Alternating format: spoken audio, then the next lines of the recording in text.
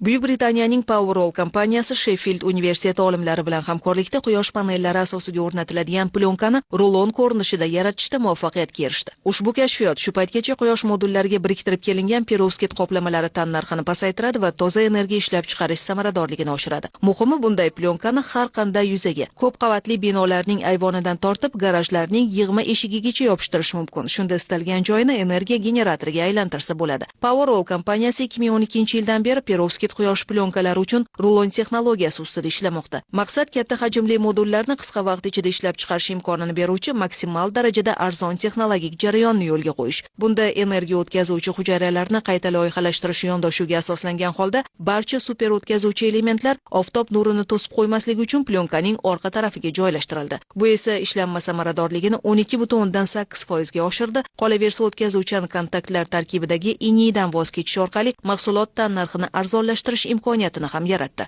Tadqiqotchilarning ta'kidlashicha, yangi rulonning 1 kvadrat metri o'tkazuvchan materiallar va fotoaktiv perovskit siyoh bilan qoplangan 500 ming mikrokanalli tuzilmani o'z ichiga oladi. Himoya plyonkasi ham mustahkam. Bu esa uni har qanday ob-havo sharoitiga chidamli qiladi. Hozir Powerolda 1 gigavat quyosh energiyasini ishlab chiqarish uchun yetarli bo'lgan yupqa plyonkalarini yaratish ustida ham qizg'in ish olib borilmoqda.